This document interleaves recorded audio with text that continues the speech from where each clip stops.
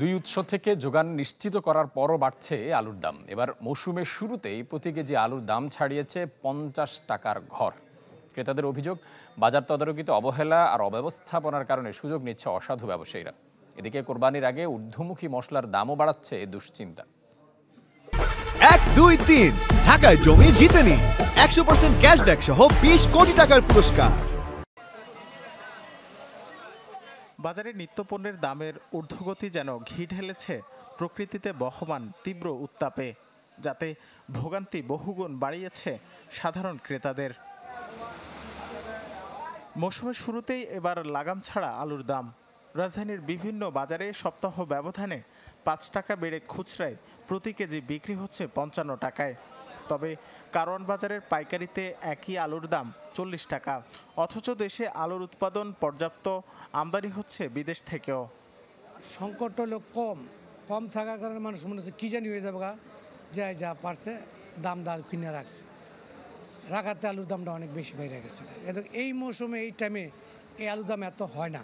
আলু পেঁয়াজের দাম যেভাবে বাড়তে আছে, খালি দিন দিন বাড়তে আছে। সরকার যদি চাপ না দেয় তাহলে এটা আলুর দাম পেঁয়াজের দাম কমবে না। সিন্ডিকেটের ব্যাপার, ওখানে তো যে প্রান্তিক চাষিরা তো এই মূল্য পাচ্ছে না। আপনি এখানে আসার পরে এটা বিভিন্ন প্রকার চাঁদা, বিভিন্ন প্রকার খরচপাতি দেওয়ার পরে তো এই টাকা উঠতেছে। এখানে যারা বিক্রি করতেছে এরা তো কেজি 2-4-5 টাকার বেশি পাচ্ছে না। ঈদুল ফিতরের ছুটিতে আমদানি বন্ধ থাকার অজুহাতে বাড়ছে বিভিন্ন ধরনের মশলার দাম। 2200 টাকার এলাচ এক লাফে ছুঁয়েছে 2700 টাকার ঘর। বাড়তি লবঙ্গ, দারচিনি, আদা ও রসুনের দরও। তবে তুলনামূলক কমে বিক্রি হচ্ছে জিরা। লবঙ্গটা ছিল 1400, 1600, গোলমরিচ ছিল 600, 800। দাম বাড়ছে যারা এলসি করে তাদের কাছে, আর এখানে দাম বাড়াইতেছে, খুচরা বাজারে দাম বাড়ছে।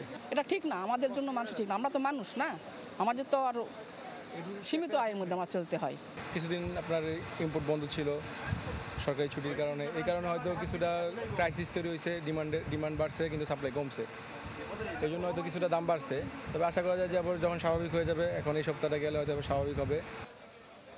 চাহিদা ও যোগানের সমন্বয়হীনতায় বেশ কিছুদিন ধরে চড়া সবুজ শাকসবজির দর। রাকিব হোসেন, চ্যানেল 24, ঢাকা।